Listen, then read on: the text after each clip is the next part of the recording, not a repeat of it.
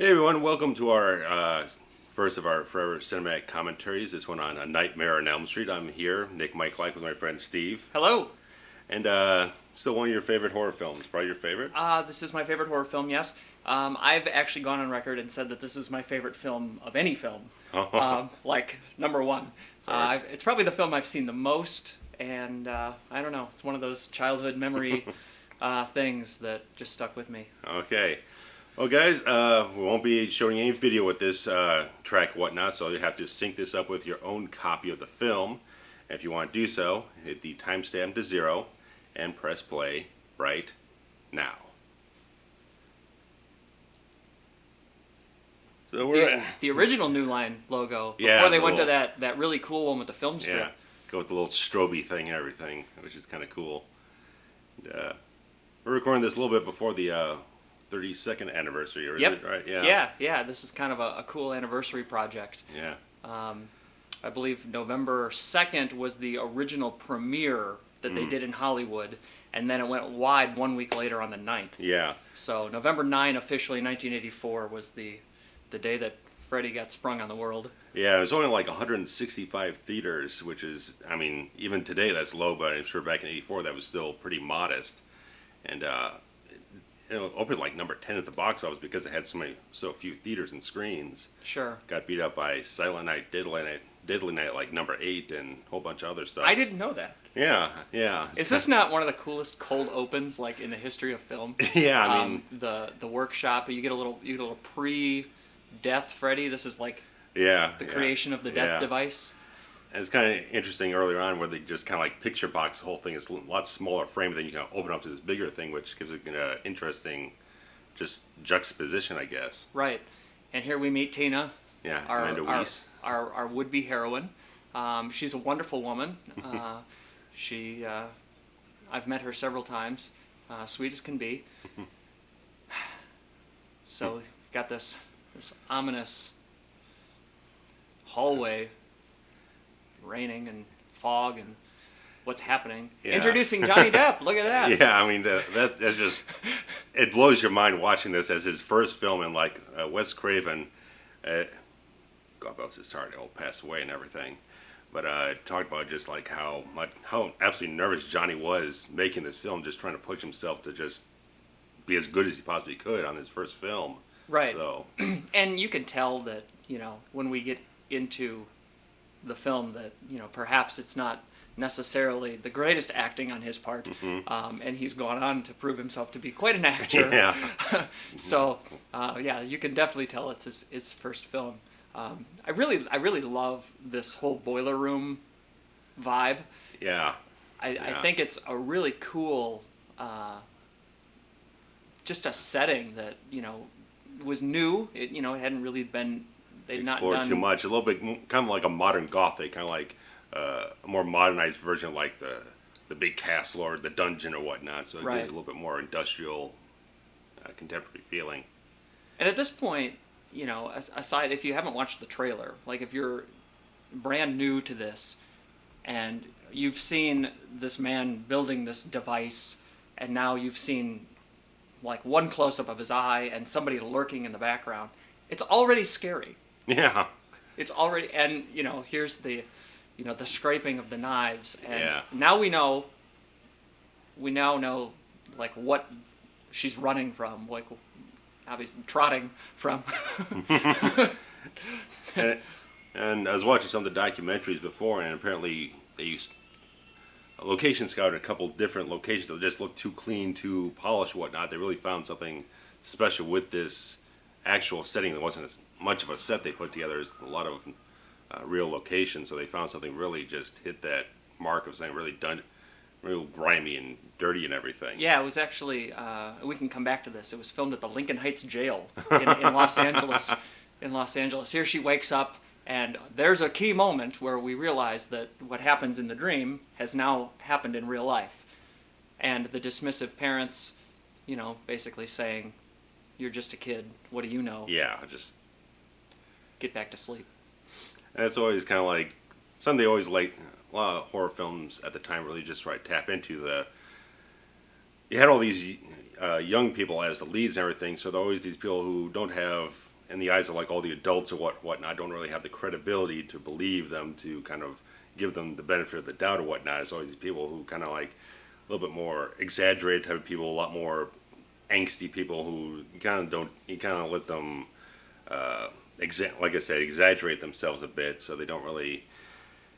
They would go a little bit overboard as teenagers. You kind of like overreact. You're very emotional, hormones and whatnot. So like you don't really take a lot of their stuff as serious. So they think they're overreacting in a certain way. So. And there's actually a pretty good arc in this film of the parents who are supposed to be protecting your children and being the voice of reason and knowing and completely dismissing everything, you know. And that's another common theme that has gone on. This was a first-time exploration of it, but it has since gone on to be popular in that, you know, do the kids really, you know, can they be trusted? They're just kids, is what they're saying, you know, even remotely credible. And here we see the shot of the four would-be main characters, the first on-screen appearance by Heather Langenkamp and Johnny Depp. And then shortly here, Nick Corri in quotes, Sue Garcia, because his agent at the time felt like Latinos didn't have a lot of potential for stardom in Hollywood, but obviously he later went on to adopt his natural name and just go with his natural ethnicity. But interestingly enough, Jesus Garcia, who plays Rod, Tina's boyfriend here, when I met him, I've met most of the cast. I've not met Johnny Depp. I've met most of this cast, and he, you know, autographed my item. And when he signed the autograph, he signed it Nick Corri. He did not use his actual given name, which I guess was just an association with how he's known in the film. Yeah, especially if you're a signing a poster and it has the credits at the bottom, you want to be able to associate that with who's this and that. So, kind of mindful for him. Right. Oh, and you know, here in this scene, we've got the parents are away. Tina's had a bad dream. Everybody's over to kind of comfort her. This scene always used to make me laugh as a kid. The sound effects tape, which, from what I understand, was an actual sound effects tape.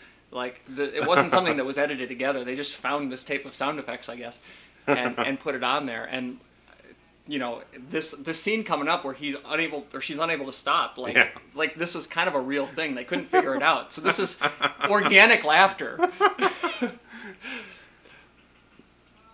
That's kind of a great thing in film. We just have actors when we have a director, you can just let the actors just kind of run loose a little bit on the screen and whatnot, not be so strict about what they have to do. Just like let the natural personalities kind of flow through. And even like Heather Langenkamp really just kind of, after she kind of examined the character, saw the script and everything, just felt like she'd bring as much of her natural self into the film, which I think really comes through very well because she's just such a vibrant talent that just feels very natural on screen. It's not really forced. It's not like your typical Hollywood type of lead, but it's still a very good, solid one from a very attractive woman too. Yeah. I mean, and very girl next door. Yeah. This has always been a scene that gives me goosebumps because this is the moment right here where they realize that they've both had independent dreams about the same bad guy. Yeah, you can see it right on Nancy's face there. Just like she has that little tinge of something being a little spooky, but then she kind of seems like she's trying to sidestep a little bit and trying to whatnot, but. And there's several moments in this film where Heather Langenkamp playing Nancy does things with her eyes or makes a slight head gesture that completely changes and gives a maturity and it brings out this thing where you go, man, this is either a really great script or a really good actress or both. Definitely both, because I mean, she continued that on when she came back for Dream Warriors and even did everything what she did with New Nightmare, where they're really kind of writing a line between her own personal life and a bit more fantastical type of performance. So is a very good actress. I don't think she gets as much credit because she really hasn't struck out and gotten too much else work beyond this sort of thing aside from the sitcom. She did do the sitcom. And in fact, when I met her, I told her that the sitcom didn't get enough credit. And it's interesting that if anybody has seen, and I'm sure fans of this film are watching this, have probably seen the Never Sleep Again documentary. Oh, yeah. They know that particular sitcom ended up having 3 or 4 cast members, all from different films in the franchise. And I remember watching that show, and this is what I told her when I met her. I stumbled upon the show when I was a child. Nick, you and myself are roughly Yeah. the same age. Yeah. I think we're only a couple of months apart. Yeah. So, you know, it was late 80s, and, Yeah, you because know... it spun off from Growing Pains, and so you naturally just kind of switched over and kept watching that show, too. Right, and so I'm watching the show, and I go, hey, it's that girl from Nightmare on Elm Street. I'm going to watch this show, and she's the reason I started watching it. And it wasn't a very good show, but I watched it because she was on it. Yeah. So here's Rod Lane, a.k.a.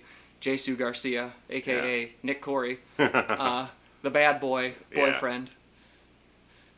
And we'll get to it later when we get to the proper scene for it, but apparently he had some substance abuse problems at the time that kind of affected his performance, whether positively or negatively. But he does a really good job in this whole thing, just being... He starts out as kind of the arrogant jackass, but you kind of make it a little bit more sympathetic as the film goes along when you see that everyone thinks, obviously when we get to it, that he's accused of crime, but he knows something unexplainable happened, so there's a lot of he dynamic to the really character. comes out. He really comes out as... and here's the maturity out of the Nancy character, and she's got her own documentary about the character of Nancy. You know, and here she's saying... You know, look, I know that this 16-year-old guy wants to bone me, but we're not here for that. Yeah. Despite the fact that in mere moments, the other two will be doing just that. Yeah, because they're obviously a little less mature. I mean, Nancy just has a bit more of a weight towards. She has a little bit more sense of compassion and concern for everyone as a whole, and the other two are just a little bit more preoccupied with themselves and just trying to... Obviously, Wyss's character is really trying to do all this to flush out the bad thoughts she's having right now and the memories of the nightmare and everything. So that's probably a little bit of the motivation for them just getting it on at this moment in time. Sure. You know, and she's not really, you know, she's just a high school kid, you know. And he's the bad boy, and, you know, look, everything is all better now. Yeah. He even has a line coming up here.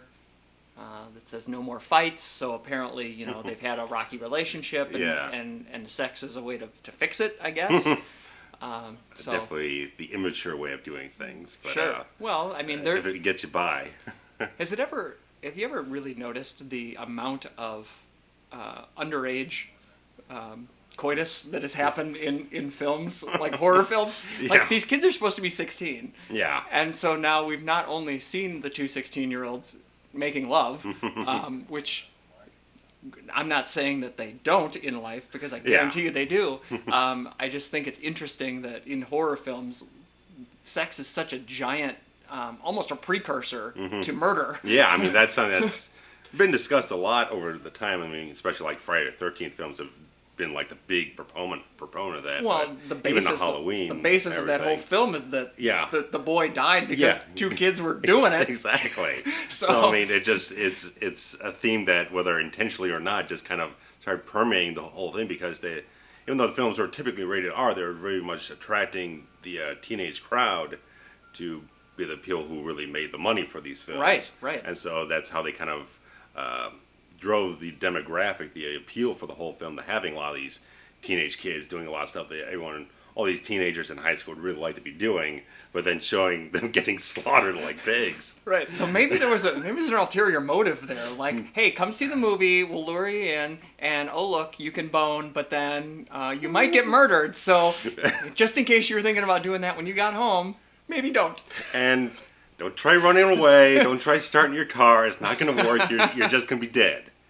And that makes it even more so with what Craven did with this film being so much of there is no physical escape from it. You can try to stay awake as long as you can, but eventually your body is just going to shut down, and you cannot escape this creature of your dreams. This particular scene here is the beginning of... I mean, the open of her dreaming and waking up is one thing, but this is the beginning of...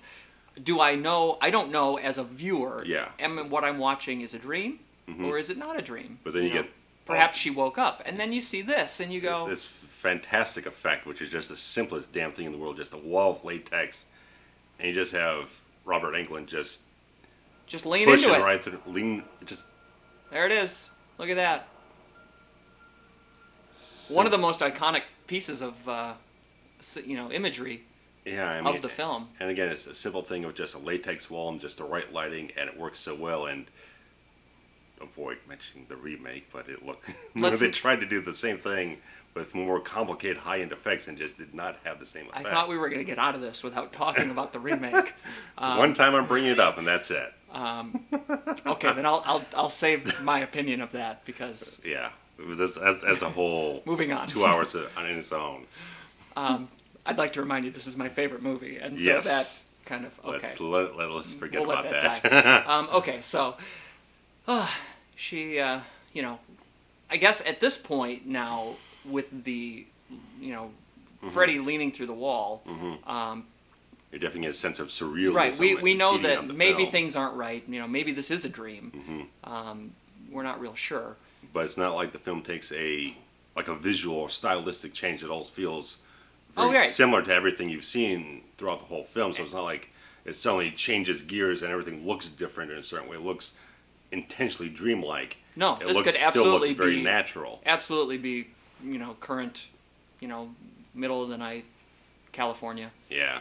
Although, interestingly enough, the sequels ended up making the town set in the Midwest, in Ohio, and I've heard tell that perhaps this was supposed to be kind of a Midwestern feel because they chose the location of the houses based on a Midwestern look, the grown trees, whatever. And there he is. Oh, here comes the good line. Even as a kid, I'll come back to the grown trees. Yeah, go. This effect I never really thought worked, even for me as a kid. It looks a little ropey, yeah. I was like, here it comes. Fantastic. Maybe the best line of the movie. Yeah. I don't know. That not being Robert Englund running. Yeah, that is Robert Englund. Keep him for the close-up. The other guy was like, he was about a foot shorter. It looked a little too wild with his movement. Here's a great cinematography trick. Yeah, some kind of mirror trick they did. I don't know if it was a mirror trick or if it was just some kind of match cut that they. Split the screen. They or something? split it, yeah. Okay, so now we know stretched out arms, self mutilation. This guy's bad news. Yeah, it's very masochistic, sadistic. You can see it all coming out in a very sick sense of humor too. I mean, just in this whole sequence and this whacked out shit. Right. You get the complete setup for exactly what this character is going to be terrorizing these kids throughout the movie is all about. And now we are entering perhaps the most famous scene in the history of horror film. Maybe not, but maybe the most famous death scene. Yeah, just seeing this. Who would ever seen a scene of this caliber before in a horror film? So all the credit on this really goes to Jim Doyle, the special effects guy, and his rotating room, which.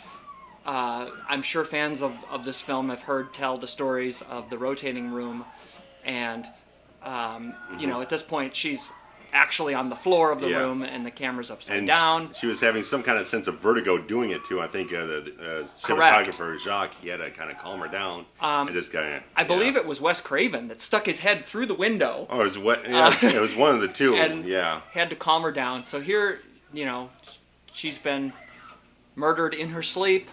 And just this utter bloodbath.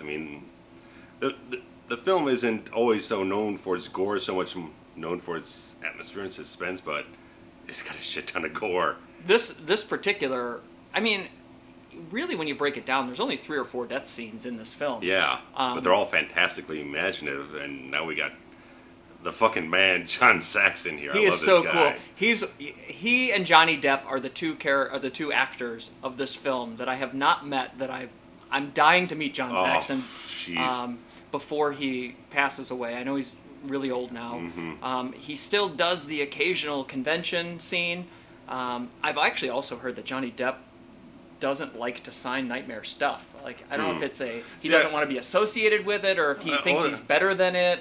Well, it's weird because I think when we did New Nightmare and they had the whole cemetery scene, I think Wes didn't want to approach Johnny because he feel like Johnny had grown out of this franchise, but maybe secondhand or whatnot heard that Johnny would have done it if they asked, but it's been kind of dodgy what his feelings on the franchise have been in retrospect and how close he wants to be associated with it. So. Right.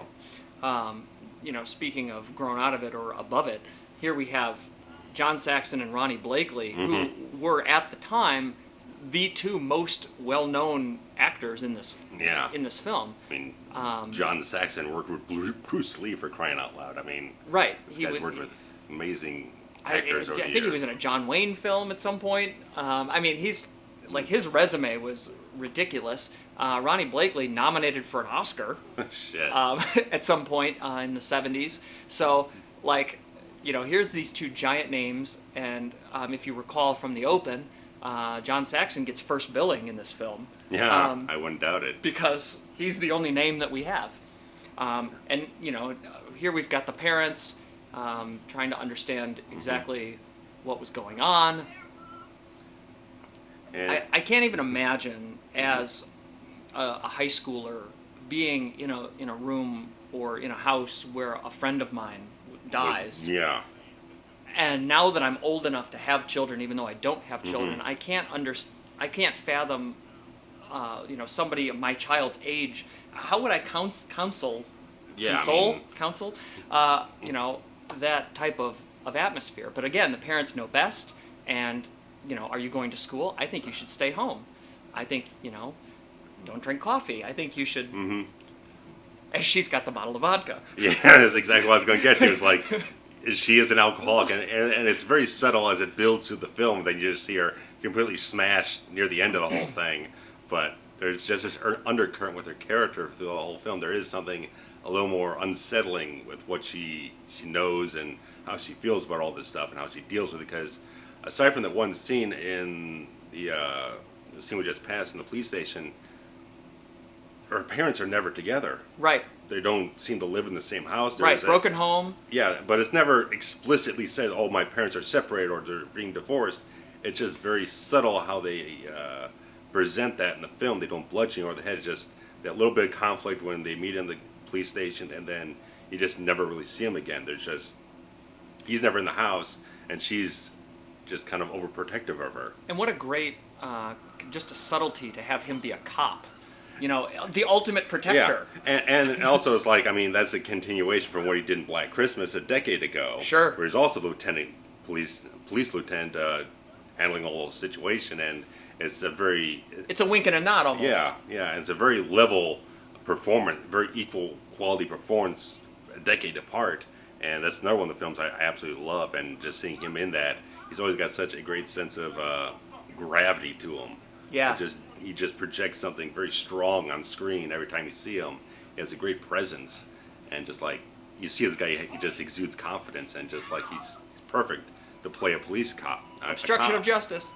Arrest her. Oh wait, no. I always thought, I've seen this movie 100 times. I've always thought, man, how much did it hurt to run on the pavement in bare feet? Oh yeah, I was just thinking about that. It's like, especially, if it's like, it's clear it looks like spring or summer. So I'm sure that pavement was not very pleasing in terms of temperature. Sure, and I'm guessing they did more than one take. Oh, I'm sure they did plenty of takes.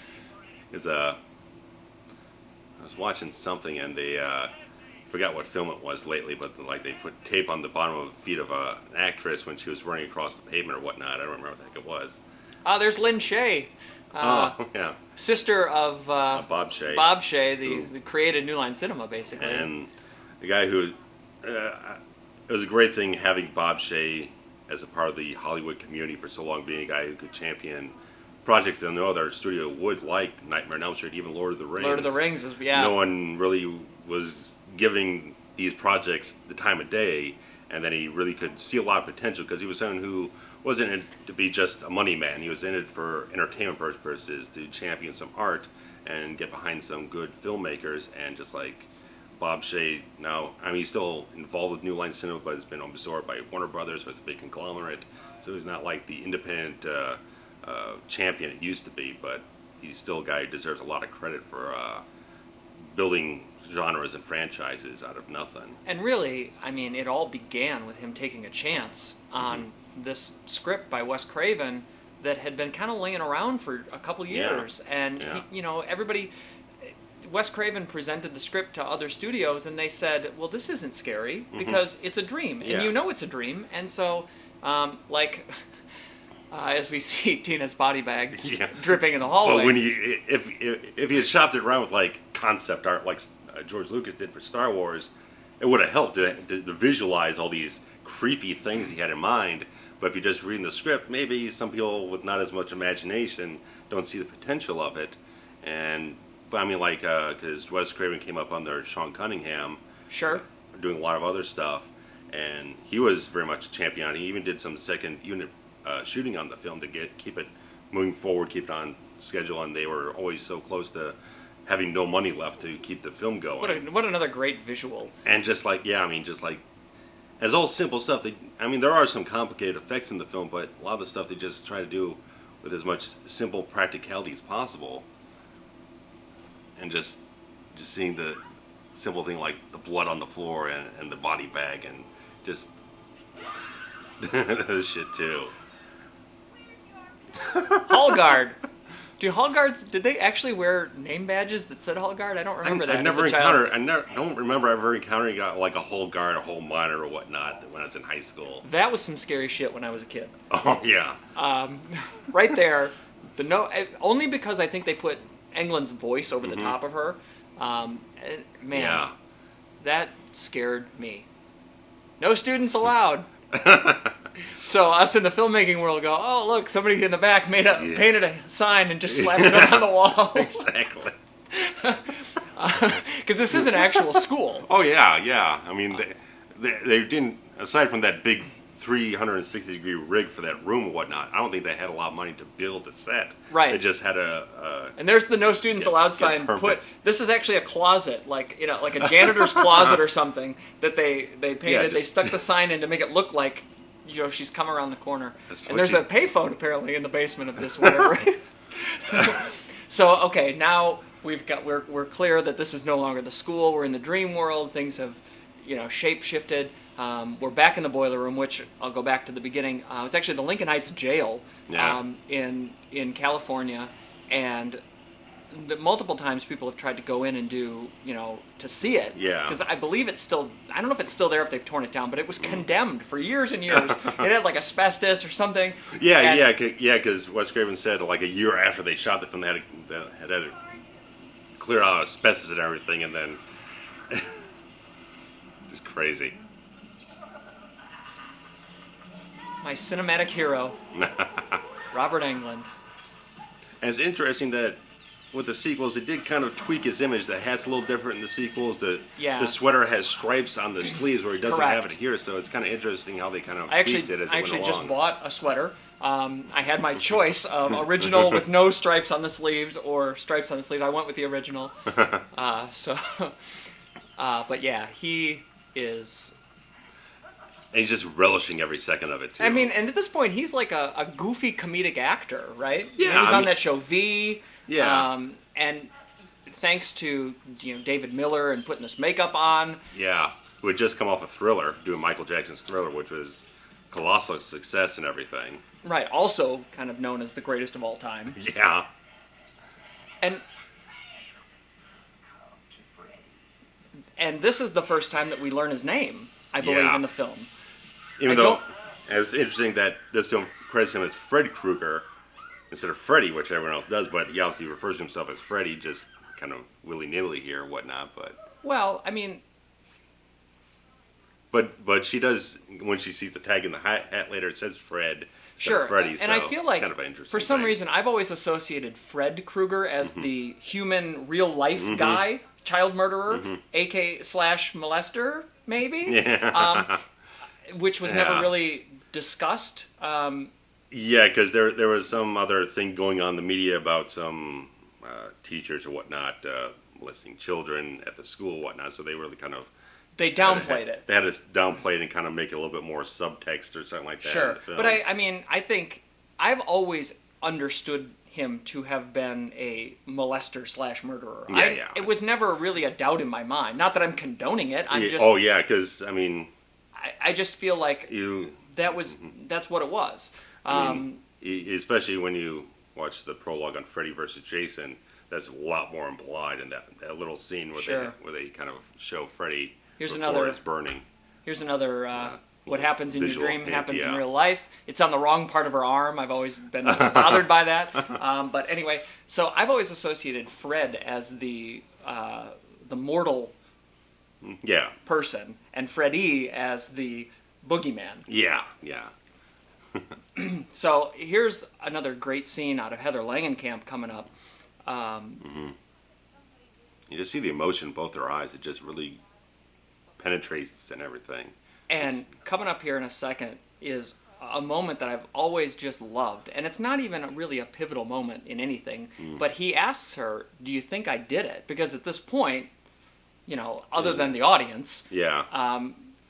She's the only... Obviously, he's in jail for the crime of murdering Tina. And he says, do you think I did it? And the way that she says no... Because she has the understanding. She's going to learn that he also has the dreams. But he's too much of a macho guy to have admitted it before. Right, and now we're layering in... mythology. Right, the mythology. She's put all the pieces together as of this scene. So I guess it is a more pivotal scene than I've given it credit for. But there's something about the way that she says the word no that has always given me goosebumps. It's almost like a midpoint of the movie, even though it's not. Yeah. And we're not quite there yet. I don't have a timestamp on this thing at the moment, but so. Yeah, he's coming up here because he's telling her. Right, here's where he about the nightmare he's had, and it's the striking her. four horsemen sign. Woo! Yeah, it just there she is. Here it comes.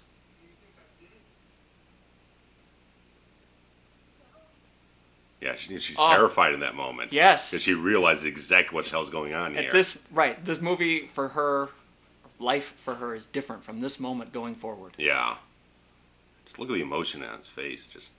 So back to the house. Midwest. This, allegedly they tried to get the Midwest feel. Yeah. It's in Hollywood, California, and in the sequels they've actually gave it a Ohio, name. yeah, In Springwood, Ohio. Ohio. And it always bothered me because there's a scene coming up later with palm trees. Yeah, and when it's her and Johnny on the bridge. Over the canal. Yeah. And you're like, this is LA, guys. Yeah, by no doubt. So, here's yet another famous scene. Yeah, because they built this tub on top of like a big tank. Correct. And there's our guy Jim Doyle again. Jim Doyle, yeah, holding his breath under the thing. He's got no scuba gear, just running gun, dirty as it can be, just holding his breath for a few minutes, and simple as that. And I've always loved, and I don't know if it was intentional or not, but the pillow is shaped like the glove. I never noticed that. It's got the four. Yeah, it's kind of spreading out. Right. Fingers. Yeah. It's kind of intentional or not, you never know. And that line is actually a line that stuck with me since a childhood. Don't fall asleep in the tub, you'll die or drowned. No. Maybe the that was, I believe, and we were talking, so I wasn't paying attention, but I believe that was where she says, "I made you some warm milk." Okay. And she says, "Warm milk, gross." Gross. I'm sure this is a body double. That is a body double. I've never known Heather to do any sort of a nudity in the film, so. And that woman also had her hair pulled back in some kind of bun, I think. I don't know. Very strange, but.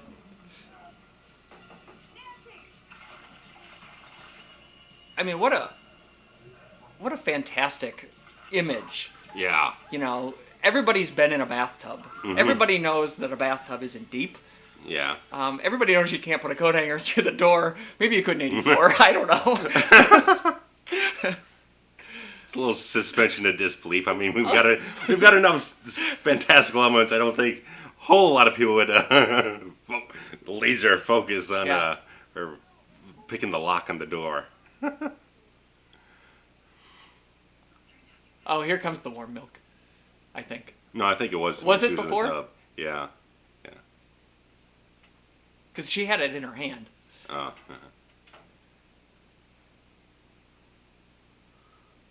And now here's a low angle against a Yeah. mirror, and traditional horror people are used to, a yeah, jump scare. mirror gags and everything. Yeah. And stay awake, fast acting. Yeah. Wonderful. I wonder, oh God. Just some of the stuff that they came up with, as props. Yeah. Oh God. Do you Evil know what film? Dead. That is the Evil Dead. Okay. Yeah, it would be the original. Yeah, because apparently Sam Raimi, when he did Evil Dead 2, I think he had like Freddy's glove hanging in the basement or something. Okay, so they it's an kinda had homage. a little bit of back and forth between Wes and Raimi there, so it's kind of cool. This was, and maybe it's not this scene. There's so many scenes in the bedroom. Yeah. Well, Johnny Depp on the trellis. Which, Everybody's dream. yeah. Which again, Wes, whether him intentionally or not, did again in Scream when Skeet Ulrich came into the. I'm sure that climbed up and whatnot. It might have been Kevin Williamson kind of thinking, oh, I like this scene from Elm Street. Let me kind of work that into this thing with Wes involved and whatnot. Or even Wes was involved in probably something. there's a He face. knowledgeably did. Here again, not again. He just wants to have a good time with this Yeah. girl. Yeah. Because no one's really discussed this when he's been around. All this, the Fred Right. Krueger stuff, the nightmares, all this stuff. So he's probably just thinking, Well, it's nothing. In he was present in the couch at Tina's house, but he's was kind of aloof. He's kind of aloof, kind of screwing around, kind of not paying attention. He's on the phone. He's dealing with the stereo, so he's probably not really paying that much attention to it. Was So. was this the line where she says, "God, I look 20 years old"? Because the joke was she actually was 20 years old, but she's playing a 16-year-old. Yeah, So. I think it was 20 because it just makes it so much more hilarious. Right. Especially because, watching it, the average age of the viewer is around 20. Yeah. So, at the Yeah, time. I mean, this R-rated films, 17 or over or whatnot, yeah, so. I'm sure there's probably like 14-year-olds, 15-year-olds sneaking into the theater regardless anyway. Guaranteed. So something most of their money. So again, he's being silly. She's Yeah. she's all in at this point. Yeah, I mean, she's freaked the hell out. I mean, she's obviously not sleeping. She was trying to fight off sleep just a few minutes ago. I was dozing off for a second there. And now she's going to go look for him. Yeah. Hunt him down, trying to figure something out and get even deeper with this whole thing. So now we're going to go into a dream sequence. Well, we don't really know that it's a dream sequence because all she says is, I'm going to go look for somebody. Yeah. So the But addition of the fog here. Yeah, I was going to say the fog kind of gives a little bit more, like I said, again, it's very subtle how they kind of imply that's a dream. They're not so obvious about it. They kind of lay that in there, kind of give a little bit of a hazy feel for a little dream kind of haze to it. Right. I feel like before this, and maybe it was more of not the early 80s, but I feel like earlier cinema, dream sequences ended up having goofy, like wavy fade-ins. Yeah, or, weird transition effects and everything. To Right. just be, or they were out of focus a little bit. yeah, or, soft focus, stuff like that, or maybe like Dutch angles or something like that if you're getting to film noir. Really kind of, like I say again, really trying to stylize this one as being a lot more subtle about how it sets up these moments. So again, like you said before, you don't know what's what. Right. Which again plays on the terrors. Like when something does happen, it can come out of nowhere and just kind of jumpstart the film again. Sure. I mean, and what a brilliant idea, Yeah. using dreams. And of course, people who really follow horror films from the early 80s know that Dreamscape Yeah. was being shopped or filmed or was released around the same time, and there was a lot of panic that perhaps Dreamscape was going to ruin this film. And then Dreamscape ended up being a titanic bomb.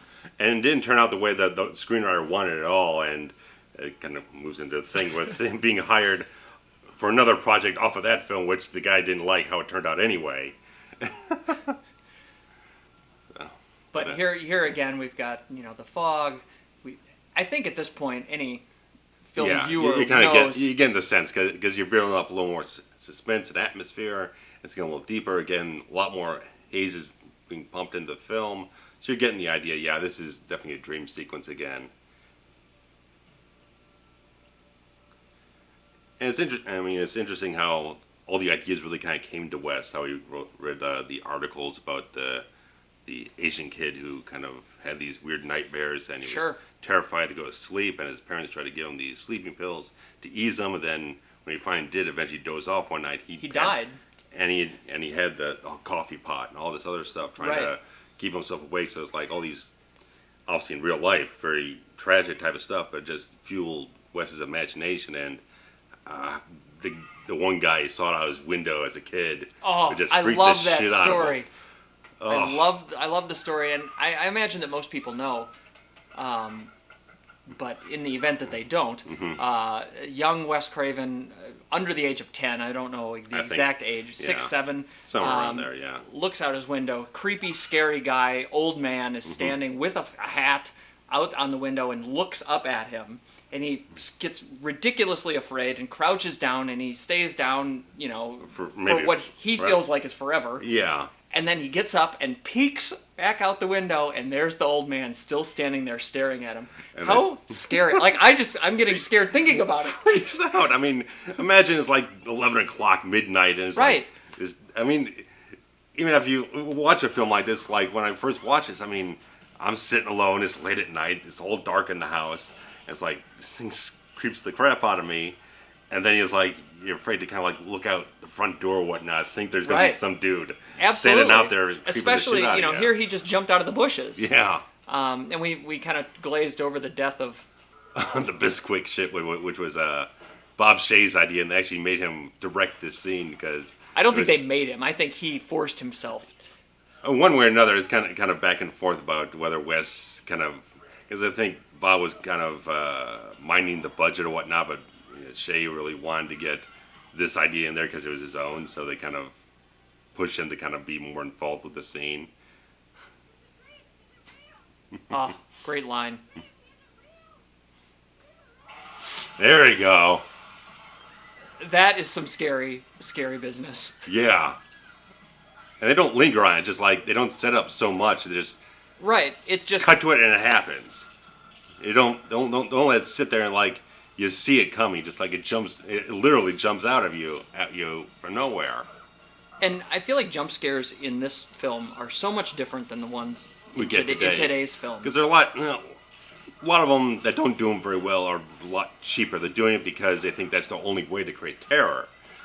Wes really knew how to do the suspense, the atmosphere, kind of build up the tension, kind of settle you into a mood, and then kind of hit you with something out of nowhere to really kind of pay it off. And it's not the only, like you said, it's not the only payoff. Yeah.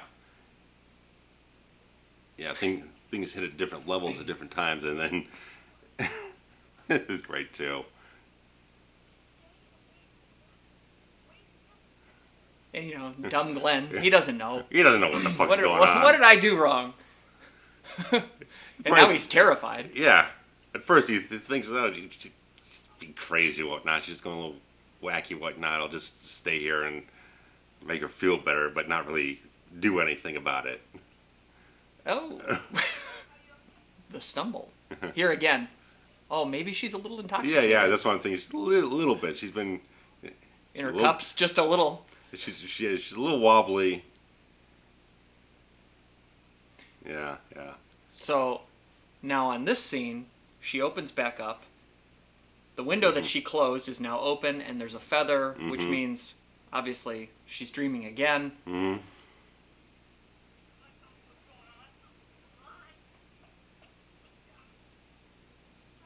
And now at this point, because of that cut, you don't necessarily know if this is a dream. Yeah. And, I mean, how brilliant of a back and forth. And here we're going to...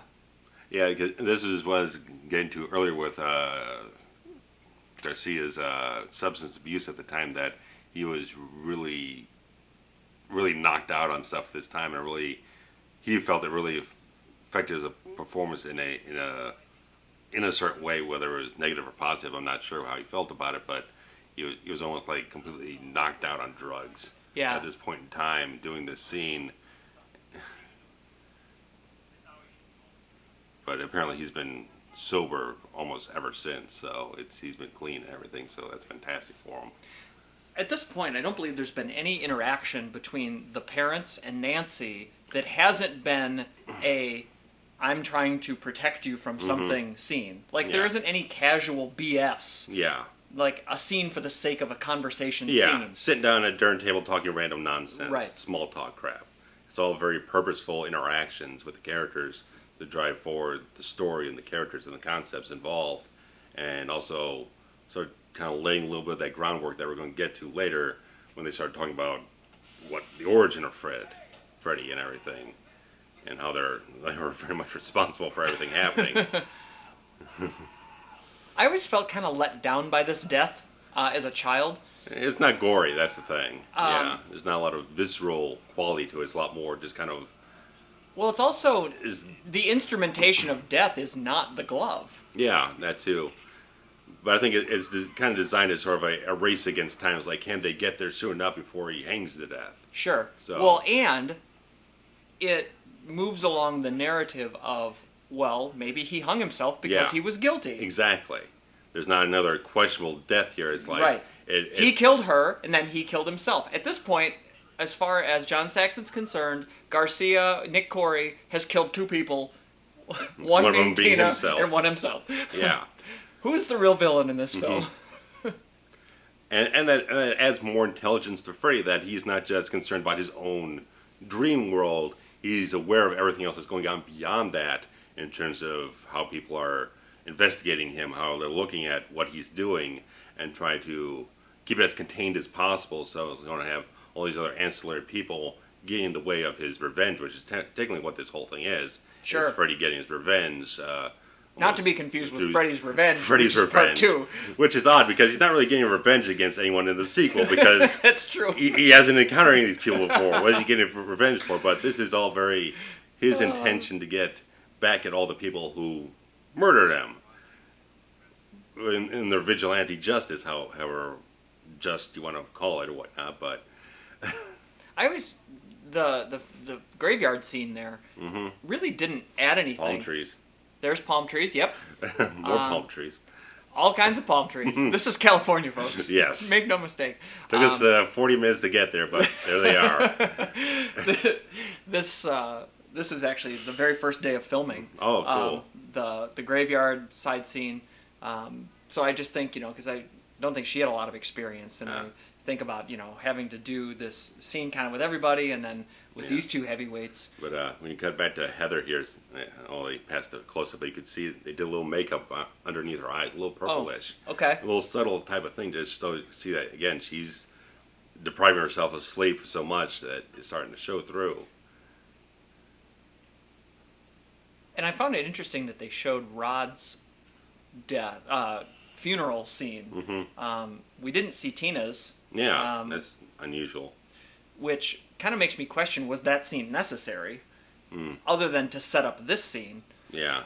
And now we're going to go to the sleep disorder scene, which, again, is going to be a fantastic scene. Yeah. Not so much with what happens, but Nancy's Realization, reaction. Yeah. And every time that she makes one of these realizations and puts up another piece to the puzzle, at this point she thinks she's got it figured out. Yeah. But there's a few more folds to the whole story and everything. Right. And just watch her face and her facial reactions and acting and her voice inflections when she pulls the hat out of the dream. Yeah. It's a flood of things, right, and a maturity level her. Again that I've always given her so much credit for. Yeah, because a lot of people will view a lot of slasher films as a bunch of dumb kids running around getting slashed up, but right, when you get a lot of these films, the very good ones written this well, like Elm Street and a few other ones, you really see a lot of good, strong characters, like Halloween 2, you get strong characters that whatever trauma they're going through, they can still pull themselves together and survive. I assume you meant Halloween, and John Carpenter. Also not Halloween number 2. Yeah. Okay. The one directed by John Carpenter. The one that, because I won't get into Halloween 2 because it's not commentary for that. But let's just say he was drinking a lot of booze trying to finish that script because it wouldn't work. But anyway, but it's kind of interesting. I mean, because Look at the cat riding the trolley. But I was kind of flashing on The Exorcist too with this whole scene because in The Exorcist they also try to use science to explain the fantastical, the supernatural, and everything. Sure. And so that's kind of just an interesting recurring motif in some of these supernatural horror films. They try and use science to explain things that are outside of their knowledge, whatnot. Obviously, they don't really end up being the resolution to the problem, but it still forwards the narrative in an interesting way to get scientists involved and try to explain. Because even this scene here with the doctor and everything, he is trying to kind of impart some knowledge about the nature of dreams and how much they don't know about it. So it just like it furthers the context of the story, the ideas involved with it. And I like that they had the mom character ask, "What are dreams?" Yeah. Because. I find it also interesting that science has yet to explain them 30-some years later. Mm-hmm. And I also really enjoy that they only do a sound effect here, that we don't cut to an actual dream. Yeah. So we know one's happening, and we let it be told through the science. The sound, science and sound design. The soundifying, yeah. And Is she dreaming? Who wrote that line? I think she's doing a little bit more than dreaming. It looks like she's having a seizure. Oh, dear. Here it comes. Get the Ativan. And the gray hair. Oh, the gray hair. Which is a nice touch. Just shows that extra level of stress the trauma she's going through. The makeup effects are fantastic. That does look like very good blood. Yeah. It's a nice sense of a deep scar, whatnot, and of course, we can talk all about how they designed and what they did with Freddy's makeup a little later on. But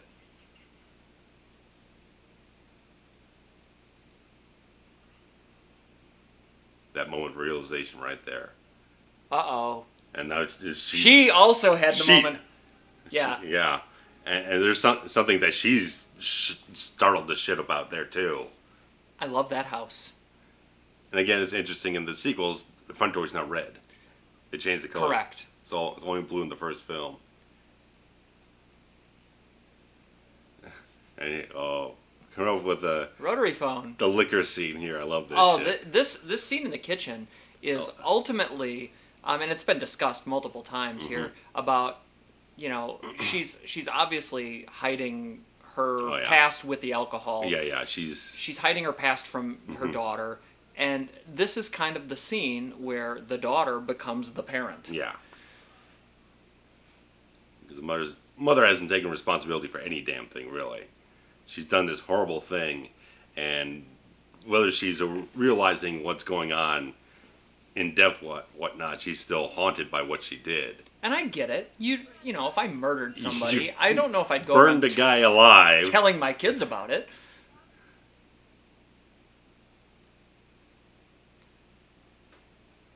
And just who's in charge here? Yeah. Really. And again, a little bit of subtle makeup here, where she's looking a little bit more pale, a little more worn out, a little more stressed. The lips are a little bit more pale too. It's like real good with. I mean, there's a lot obvious makeup effects, but some of the subtle stuff just really pops out when you really look at it like this.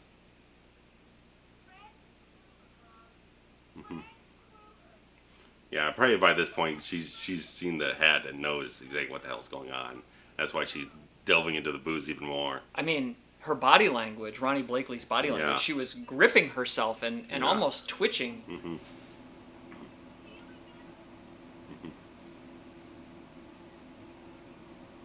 Yeah. You tell her. Yeah. Oh, the slap. But then it's like she doesn't even take it really personal. No, she no-sold it. Yeah, no-sold it. Wrestling reference for you people out there, so. This is great. Yeah, just like, this is great. It's great performance. She just.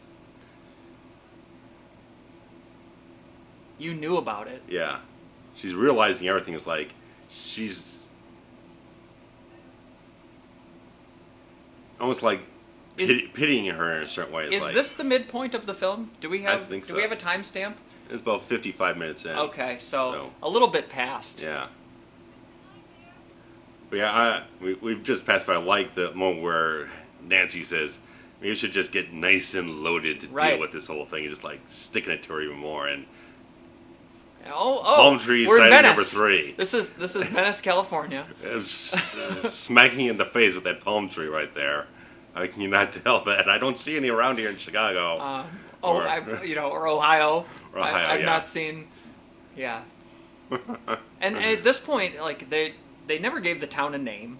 No, I don't think so. It wasn't until maybe like the 4th film or something. I think maybe the 3rd film earliest. I don't think the second one ever mentions anything. No. Unless there's a mention of the actual high school name, Springwood High, but I don't think they mention it in this film at all. I don't either. I haven't seen anything on screen nothing visual to signify that, so. This is the whole setup for the booby traps and everything later on, which is kind of the anti-personnel device. Like she's going to be turned into a freaking mercenary or something. I remember being Glen's thinking or something. I remember being a child and thinking, where can I get my hands on a book where I can just make booby traps? And then a few years later, you watch Home Alone. It's like, oh, okay, that's my blueprint right there. Macaulay Culkin clearly read booby traps and improvise or anti-personnel traps. I want to find out. There's a copy of that book somewhere on the Home Alone set. There's gotta be. There's someone had to have made a replica of that at some point. I mean, I doubt they actually made. They probably picked it up at some that's not a real book. Secondhand bookstore someplace. An old Walden Books. Sure, Walden Books. At the mall or something. Mall exclusive Walden Books, yes. I think. Here, Mom's torn down the. Yeah, there goes the dress up and all the bars on the windows. It's prison now. She's just. And again, trying to protect. Yeah. And I mean, instead of keeping out the evil, all she's done is locked it inside the house. Yeah, she's doesn't understand what's going on. She's just again swimming in booze right now. Yet she had the wherewithal to call a contractor and pay money to put that up. That doesn't happen. And I'm sure it's all on Lieutenant Donald Thompson's credit card too, because what the fuck did she do but sit around all day? We saw her in a business suit once, and she haven't seen her do anything else but lounge around the house in her freaking robe since then. Oh yeah, she's looking well. She's a little haunted there. Yeah. I remember her saying or reading that she wasn't happy with her performance here, or that there was just that part. That there could have been a better build-up to coming down here. Again, another fantastically find some way to lay a seed of them knowing something ahead of time, maybe. I think maybe they only did 1 take or 2 takes, and she wanted a better personal reaction. Performance for it. And there are other versions of this scene as well. There's more of it that were cut out of it. In fact, there was, and some of the diehards might know, in an original draft, or maybe they even filmed it, Nancy had a brother. And the brother was murdered by Freddy, which was a precursor, we'll say, because I can't pronounce the other word, to her being involved in the death, as opposed to it just being a vigilante. It had a more personal story to it. But I think it would have been hokey. Well, it might have been a little too much, because then that kind of forces more of a revenge angle on her end. Right. This way, it's more like it's still personal in a certain way, but she's more focused. If it was a little bit, it was too personal, it was too close, like a brother. She might have been a little too haphazard in what she does. This still keeps it. Is it a good idea to be smoking focused next to that gas can? No. Next to the furnace too. It's like right. Let's keep the gas can right there. We get the full body burn later on. We'll talk about that. But I don't need Ronee Blakley up in flames. Good hair on Blakley right here. Yeah. I know it's supposed to be kind of disheveled, but I feel like it's not overdone. It's her best hair. Yeah. And how did she end up with the knives? Like, was there a committee? Like, we all burn the guy, and then she says, "Oh, I get him." And well, I mean, it's I know she's a bad bitch, but yeah. did she like fight somebody and say, "This is mine"? I mean, the only thing I could think that she even kept the thing is just a sense of being haunted by it. That every time she would think about it or look at it or whatnot, she'd still be reminded of it and not trying. That she almost doesn't want to forget about it because she feels so guilty over it. So it's like I think there is a very subtle conflict with her character in that way.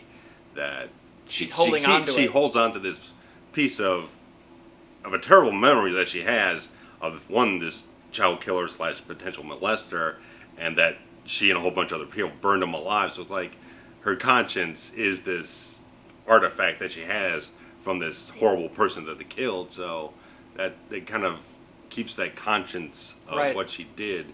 I think a visual motif in that type of way to read that deeply into things, but. Whether or not Wes was thinking that far ahead, but it is possibly because I mean Wes really did a lot of psychological research, even with like the coloring of the red and the green juxtaposing being something that you read in an article, whatnot, saying that red and green are the hardest things for the eye to process right next to each other. So it's potential. I mean, people could It say created like a mental conflict. yeah, you could say maybe we read a little too much into some things, but. Wes really had a lot of depth with what he researched into a lot of concepts and the psychology of things, into dreams and everything. I mean, this film is very psychologically based. Yeah, it's brilliant. It's a brilliant piece of filmmaking, and it just happens to be a horror movie. Yeah, and again, it's not a lot of bludgeoning over the head with stuff. It's all very subtle, so not everyone's going to pick it up, but so much is just laid in there a little bit at a time, just kind of realize as you go along what the heck he's actually doing with all these concepts that he's kind of dreamt up and everything. No pun intended. Sure. There was probably the most famous line. Don't fall asleep. Whatever you do, don't fall asleep. Mm-hmm. And then he's going And to then he fall lays asleep in back about down. 2 minutes, yeah. If I know I'm not supposed Go to fall out for asleep. a jog or something, you know? He's got to watch Miss Nude America coming up. Yeah. Oh, dear. That's a nice little thing having the... There's the coffee pot. Yeah. But you get that nice little reprise of all the characters living and not living now that she's focusing on. That Right. she's trying to do justice for these people. She's not going out there trying to be Charles Bronson or whatnot in the dreamscape landscape. Sure. She's really much something who's focused on combating this person as like a warrior in a certain way. She's very much like that. So what did he do? He fell asleep. Yeah. And thank God for Mom. With his perfect bouffant of hair. Oh. It never gets messed up. It's just like... He's a beautiful man. I want to see Captain Jack with that hair, man. Take off the hat. Let me see that pompadour. It's funny that, well, I don't want to say it's funny, but it's interesting that Peculiar, that has interesting. become his most famous role as Yeah. the pirate. Well, it's the one franchise he's had, so... Anything else no other roles I know of he's returned to. Obviously, he's worked with Tim Burton a whole bunch of times to kind of do what he's done with him, but he's messing up the hair and it still goes It's right still back good. into place. It's good. It's So it perfect goes, hair. it's like self-correcting hair, like I'm Back to a the hair Future critic, 2 or and that's something. good hair. It doesn't even look like he's hairspray, just like it's perfect. And then her hair's all over the damn place. She's a mess. Heather Langenkamp there. And she's taking all the coffee away. coffee and Which again, she's going to use it to fill up more booze, I'm sure. A coffee pot full of vodka. You mentioned it that was based on a real thing. That the kid, Yeah. they found the coffee pot in his Closet or something, and here she's got the spare Yeah. and the cup under her pillow. A woman after my own heart. Yes, you're the king of coffee. But I was like, how does she walk in there and not smell brewing coffee in the room? Right, the coffee pot's on. Oh. Maybe she's also doing cocaine on the side. I don't know. Scoring up her nose hairs. A little side boob. A little something to kind of tease you a little bit, but you're not turning her into like an exploitation character to kind of tantalize you that way. Well, right. They so. don't want to make her a sexual character because Yeah. twice now she's denied being a Yeah. sexual character. Mm-hmm. And once again, we have parents who know what's best for their kid. Without really understanding anything what the hell's going on. Which, Right. I mean, it's easy to see from the outside. When you're watching the film, it's like, oh, this person is just part of the problem here, but what else do you expect them to do? I mean, Well, how they can grasp these concepts of these kids having these nightmares and claiming Sure. there's a real person trying to kill me in my nightmares, and they're really going to do it. And when you look at it from this man, who is Johnny Depp's father, this is his first appearance in the film. Yeah. If we wrote the movie from his standpoint, it would be, he's got a son who's dating this woman who is going crazy. Yeah. And I feel like it's a pretty natural reaction. Yeah, because you always have to kind of turn that perspective a little bit to kind of understand some of these characters who a little bit impeding the way of our heroes in the film that are going through all these fantastical, unbelievable experiences, and then try to twist it back around to someone who just thinks someone's just going off the deep end, going completely psychotic. Working in the hallway. In the linen closet. I've seen this movie 3 million times. I've never noticed that she's got a picture of Johnny Depp on the wall here, under the picture of the police. Just to the left of her door there. And who keeps a baseball glove like that on their... Well, I don't know. I'm not a set decorator. Maybe I should be. Maybe you should be. I want that wallpaper. 80s wallpaper, man. They loved wallpaper in the 80s. Oh, shit, man. And again, here, it's midnight. Yeah. Who's calling your kid at freaking midnight? Should be sleeping, curfew, and all that shit. I mean... Right. Why... I don't know. He's still wearing business attire. Yeah, with his pocket protector at Yeah, midnight. it looks like he just got off work 10 minutes ago, and he just finished his beer after eating dinner. Oh, classic 80s maneuver here. You kids don't even know the pleasure of taking a phone off the hook. Oh, yeah. Notice he's got a push-button phone, which beautiful. they did not have. I mean, she's got one here, but the phone in the Thompson kitchen is a rotary, so they've moved on across the hall at 1419, and, I'm sure that the push-buttons were a little bit more expensive. Yeah, in 84, 83 or whatnot when they were shooting it. Sure, with again, every week they're coming short up on budget and everything. Is like, can we afford that touch-tone phone? I don't know. What a classic piece of iconography coming up here. Yeah. She rips the phone out of the wall, which, again, kids these days don't even understand the idea of unplugging a phone. Yeah, this is all wireless and shit, yeah. You can't slam a cell phone. I had a phone like that on a receiver anymore, in my bed. See the picture of Johnny Depp there on the left? And is he shirtless or something? Uh-oh. There you go. And it's just like, there it is again. It's all so you don't even realize you're in the dream, but you are now. There's no hint of it before this moment. Really, aside from the screeching on the receiver, but then she answers it, and then there you go. That freaks the shit out of you. What a great prop! And then I think they manufactured that as like a collectible or something. I'm sure. I believe they did, yeah. And I don't know if it was Heather Langenkamp that wanted the phone. Like the actual prop. I don't remember who ended up with it, but they only made one. Lock. I say this every day. I go to work at night and I close up shop and I say lock. So she's reaching bottom here. Oh yeah, she's 10 feet deep in the booze now.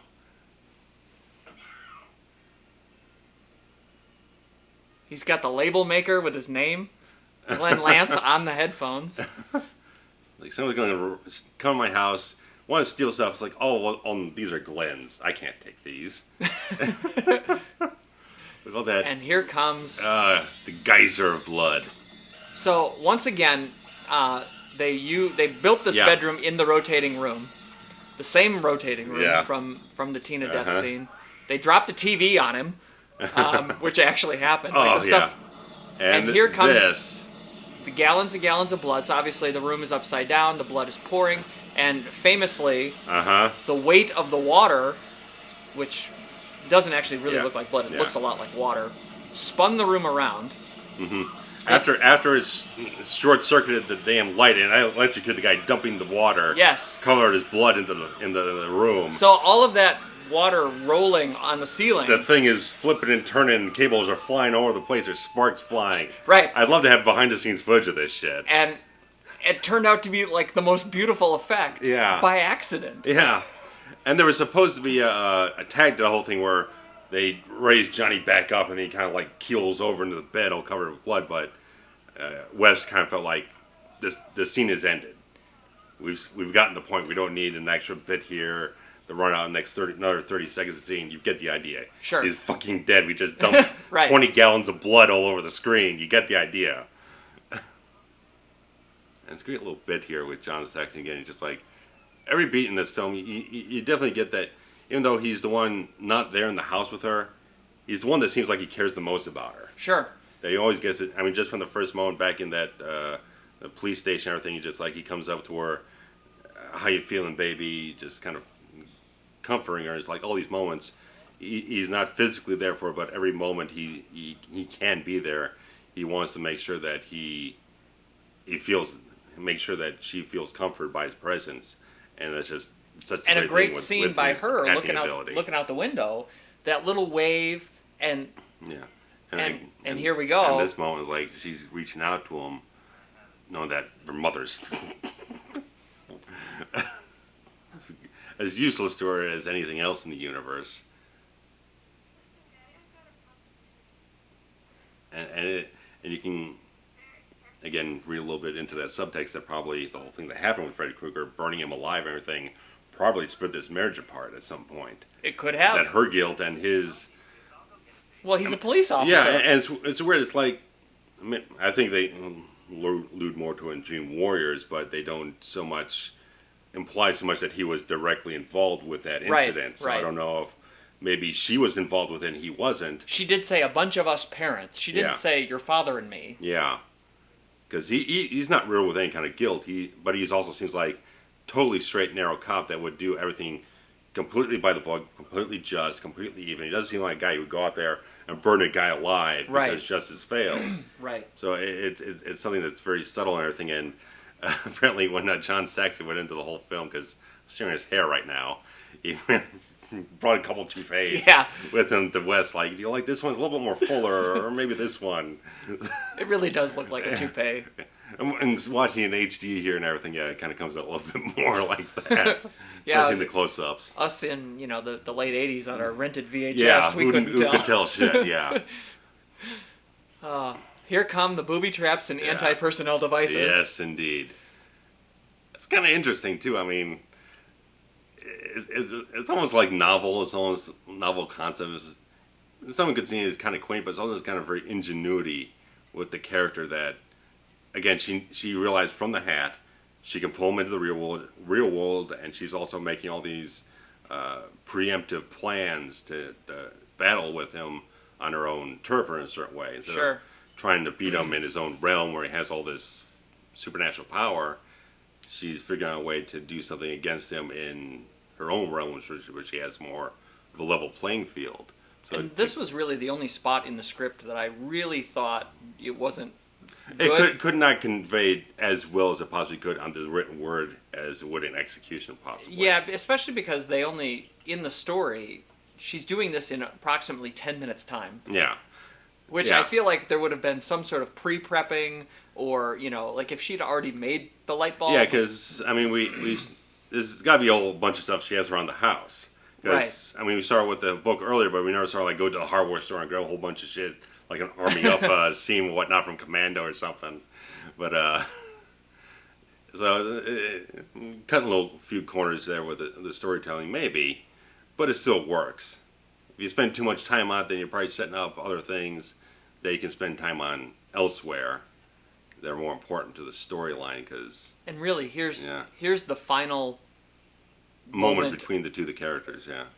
where and Nancy daughter. has become the mother in this situation. Yeah, because she's She's putting her mom to wasted. bed. She's wasted. Literally, putting Yeah. her to bed. Putting her to bed. It's like, you just don't worry about anything, Mom. I'm going to take care of all this. Sure. everything will be better in the morning. Just like, a parent putting their kid to sleep saying, oh, you just one last day, you're a little scared, we'll be fine. Or kid's sick or whatnot. It's like, go to sleep. You'll do a little pep in the talk. morning. Yeah, even if you don't believe it, yeah. you still kind of encourage them. Mm-hmm.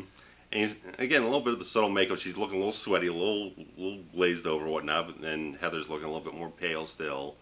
So, like, again, go with the subtle stuff. Then we keep missing the points.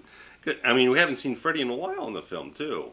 It's been a minute. It's been a little bit of time. So it's like we're spending a lot of time with the actual characters we care about instead of like some other horror films that want to get you with a lot of the shock stuff, where you kind of do a lot of the sensationalism. They'll not spend as much time with the characters and just trying to make sure they feel a quotient of gore or terror or whatnot every 5-10 minutes. This is a very interesting scene. There's a lot of talk about the ending of this film and all different types of things. Because they shot like 4 different endings to it. In my opinion, the end of the film is right here. Mm-hmm. She is saying her little prayer. Mm-hmm. She's going to cover herself up. Mm-hmm. And from this point, everything else in the rest of this movie is a dream, including the ending. Yeah, clearly. And she doesn't wake up. Mm. You know what I mean? So even when she pulls him out of the dream, there's still an element of dream there? I feel like this is the last waking moment right here, which ended up becoming the poster. Yeah. That even though, we'll get to the different scenes here, but I feel like right there is the end of reality, and from here through the credits is dream mode. Interestingly enough, in part 3, when they when her characters reprise and they talk about her mom, she says she died in her sleep.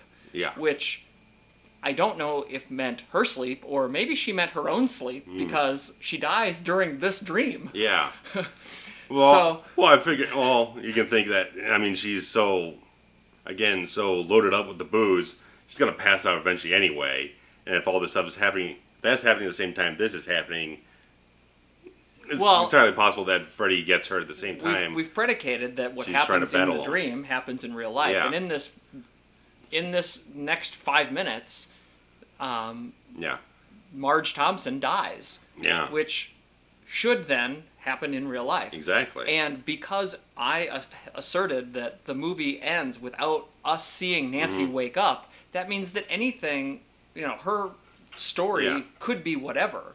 Obviously she lived through the end of the film, so in real life she's going to go on. In late November of 1984, we don't really know. Yeah. There's no franchise yet to look back on to get us further context about things.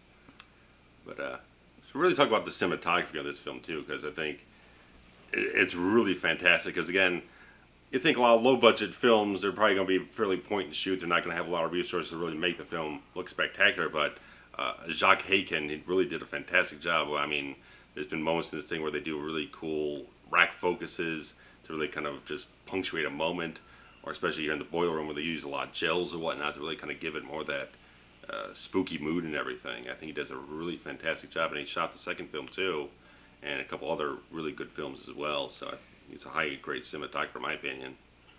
Yeah, underrated. And I also am always enjoyed the idea here that she's descending. Yeah. She's already gone down the bowels of everything. Right. She's already gone down 3 more layers here, 3 stories. Yeah. And there's even more descending deeper and deeper. And that's a very subtle thing that happens in the script. Yeah. That, you don't necessarily think about initially. Yeah. I feel like we've also not touched on Charlie Bernstein's most fantastic score. Because with the nursery rhyme, Wes had written in the script, he hadn't come up with a melody yet. Correct. And Bernstein used that to kind of first create the nursery rhyme, but then I think he kind of like slowed it down for the main theme in a certain way. Heather's boyfriend is the one who made it into the sing song. Okay, yeah. And I don't know at that point if she was dating the guy that she ended up marrying, or if because he ended up being a special effects guy Sure. by the time New Nightmare came around. I don't know if it was the same guy, but Yeah, I don't know. the main theme of Little melody do do do that haunts me to this day. It is the scariest piece of music I've ever heard. And again, it's in the 80s here with the use of synthesizers, but used extremely well.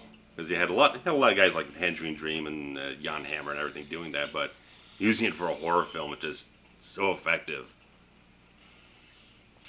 I mean, and again, cinematography shots like that, the rack focus is something, background to foreground, and back there to just keep using different things in the frame to really kind of tell the story and heighten the suspense of the film in a certain way. And we've bookended it. Yeah. Both that eyeball around the corner and the glove shot were in the opening sequence. Yeah. As was this very spot in the boiler room. So everything that happened to her, her being Tina, is now happening to... And we've hit this beginning of the film, so not so much the middle, but when Heather really first gets interacting with Freddy, we hit this boiler room, then we're here again at the final confrontation. Right, So, beginning, middle, end. Yeah. And now she's pissed. Yeah. She's ready to go. Yeah. She's all set to kick ass and everything, and because she knows exactly what she's doing. Because before it's all like... Here's more descending. Yeah. Back down the same staircase. Yeah. And then a jump. A leap into the next level of a dream or whatnot, where she's trying to escape out of it, like going through a trap door or something. And she needs to have a hold of him when the clock goes off. And as the cool thing is, like, you go into a nightmare and you're in this realm of the unknown, but as the film progresses, she like you said, puts the pieces together, so the fear starts slowly dripping away from her because she's more confident, more aware of what she's doing, and more control. And what a great piece of here where the dream is still kind of with you when you wake up, and you're like, oh, I think I remember that transition. Yeah, that limbo between consciousness. Right, so what a perfect moment, because the trellis was there and then it was gone, and it's not even around. And here again, we have a jump scare that used to make me like need a change of shorts. because Wes lulls you into this. It's over. She thinks she's failed, didn't get him. You got this about 15 seconds of nothing, then boom, you're right back into it. Tragic R.I.P. coffee pot. And so here, everyone thinks she's woken up from the dream and she's pulled him out. I'm ascertaining she's still dreaming. She didn't pull him out, and all of this maintains to be a dream. We'll get to it when it gets to the full body burn, because there's still a little bit of a dream element after that when they go back in the house and you see the footsteps, but you're not really sure how he had that much time to go up, move all around, and everything. So right, there's many dream elements here. Presented under the guise that she's no longer dreaming. Yeah, so I can definitely see that. I never thought of it that way, because you just kind of... Sometimes you just look at the film and you take it for granted because it kind of sets up a certain language for yourself. Sure. And a certain rhythm of how things transition from one thing to the next. I like that he just continues to grunt. Yeah. Yeah. That's his only vocal. And it's interesting because if you watch like some of the raw footage, raw audio, whatnot, Robert Englund's natural voice is a little bit different. They pitched it down a lot in post to kind of give it a little bit more of that menace. Yeah, there's definitely some kind of a baritone. Yeah, because if you watch Hellraiser, they did a lot of the same thing with Doug Bradley's performance as Pinhead, so it's kind of a... And in subsequent films, he just used his natural scary voice. And which in person is unbelievable. I met the man. He's a very nice man, Robert Englund. I've met him, and we were waiting in line to meet him, and one of the guests that was in line way ahead of me apparently asked for him to do a line, and here's the body double. We can come back to my experience. Yeah, I mean, this, for the people working on the crew and everything, they're amazed by this guy because there's a lot more of this footage that's actually in the film. Because, well, actually, this is kind of like did all this in one take. It's one continuous There's a lot of different burn. cuts here, but he did this burn in like one shot. From the time he gets lit, the time he hits the bottom of the stairs, he turns goes around, back up comes and goes back back down. One continuous burn, and in 1984, it was the longest burn that had ever been done. Yeah, because full body burns usually last like 4 or 5 seconds, and they extinguish them and do a bunch of other takes. 17 or 18 seconds, or yeah, I don't know, it's whatever it is. Yeah, it's usually very brief, but you can kind of tell he's really padded up underneath because it's kind of a good thing because they had the sweater's a lot more and you can see the gel. That was the same gentleman who did the trotting along after in Tina at the Alley scene at the beginning after the kind long of wild arms. run and everything. Yeah, with the arms flailing. Yeah, but anyway, as I was saying, I was standing in line, and Englund does a "Welcome to Prime Time, bitch," and then laughed, and I physically saw the actor. Mm-hmm. And heard the voice, and it gave me terrors all over again. And here again, dream element. Is dream element because I mean they just walked from this door over there. 2 seconds later, you got this fire trail going up the thing. They never saw him walk anywhere. He didn't pass their line of sight, and he's up here smothering the Marge. Poor Marge. And great visual on those footsteps. Yeah, with, burning footprints. Yeah, that's awesome. I mean, and this is definitely a dream element. Absolutely, and then even then at the end, we'll get to in a minute.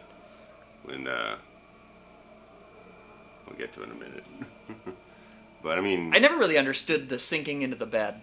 It's a supernatural thing that, just kind of visualizing that she's now lost to them. Right. They can't reach her. There's nothing they can do. She's gone.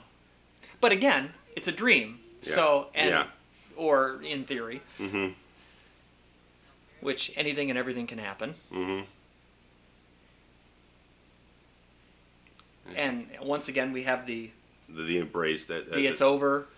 Yeah, you think it's done.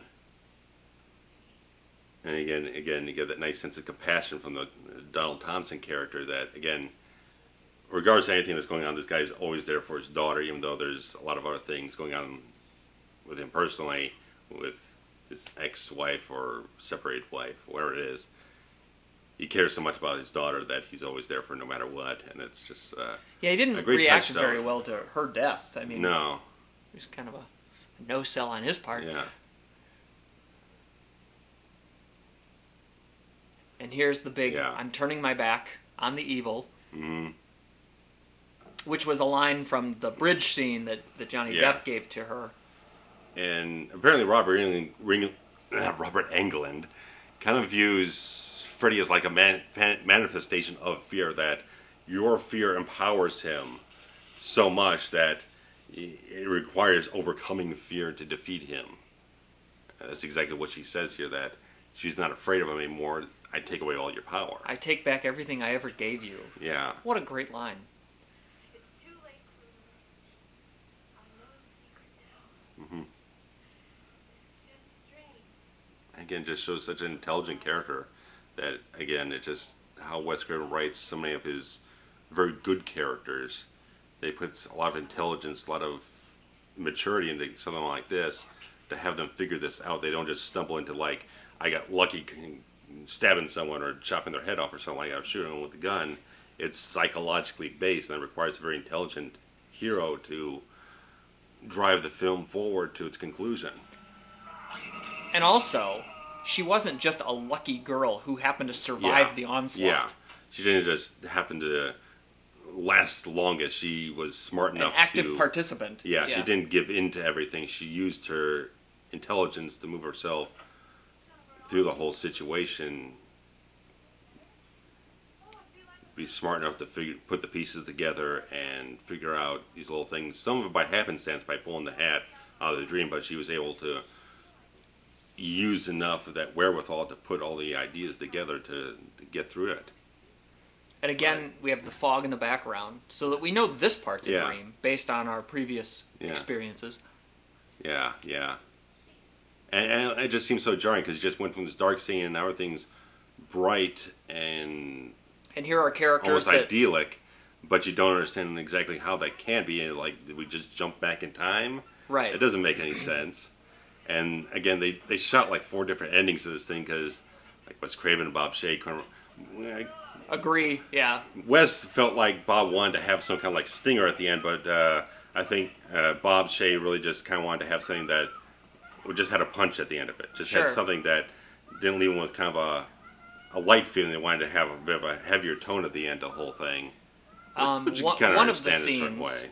One of the scenes had Freddy driving Yeah. the car, which I felt like would have been the best of the 3 or 4 that they've shot. And then we have the silly Marge being sucked Yeah. through the rubber doll, Yeah. sucked through the window. But Heather Langenkamp was kind of like, well, if I just defeated Freddy by taking all his power away by saying I'm not afraid of you, whatever they're tacking on here at the end kind of contradicts that. So it's, how do you feel about that? Yeah, well, again, it was all a dream. Yeah. So she's expressed the way to get out of it, but we don't know what happens. Yeah.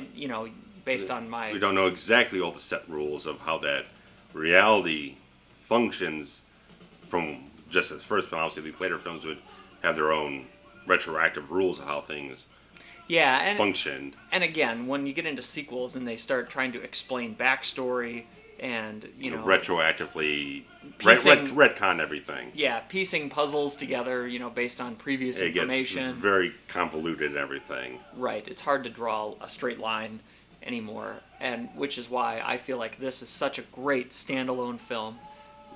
Always been one of my absolute favorites. I mean, some of the effects, like the rubber puppet for Ronee and a few other things, the extended arms might be a little bit hokey or whatnot in retrospect, but the ideas still hold up. Again, the cinematography, the music, the direction, the acting, and the concepts overall, I think just hold up after 30 plus years. Yeah, I mean, and what a great guise of if it's in a dream, anything can happen. It doesn't have to be real or make believable. And it requires a lot of imagination because I won't take much away from something like Inception or whatnot, but I didn't feel like Chris Nolan's Inception used as much imagination as it could, like Wes Craven did with this film, to really kind of just use whatever came to mind to create interesting, more fantastical sort of. There's no physics. There's no real hard and fast type of feel to it. Everything can be very flexible, very malleable in how they put together the whole universe for these characters to explore in a certain way. So I think imagination just wins out so much with this film. This is fun. It's fun. So, it's a good time. Yeah. Rest in peace, Wes. We miss you. Yeah. New line. The house that Freddy built. Indeed. Well, thanks, guys, for listening to this first commentary. I hope you enjoyed it. And if you do, we'll hopefully be back for more. Absolutely. Thanks, guys. Take care. Bye-bye. Bye-bye.